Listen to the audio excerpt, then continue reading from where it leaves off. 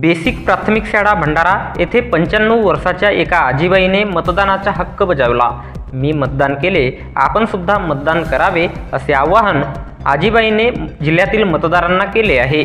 दिनांक 19 एप्रिल 2024 रोज शुक्रवारला भंडारा गोंदिया लोकसभा क्षेत्राकरिता सार्वत्रिक निवडणूक होत असून या निवडणुकीत मतदानाचा हक्क बजावण्याकरिता भंडारा शहरातील देशबंधू वार्डातील बूथ क्रमांक 125 बेसिक प्राथमिक शाळा भंडारा येथे दुपारी 12 वाजताच्या सुमारास एका 95 वर्षाच्या आजीबाई रमाबाई देवाजी हुकरे यांनी प्रत्यक्ष मतदान केंद्रावर जाऊन आपल्या मतदानाचा हक्क बजावला।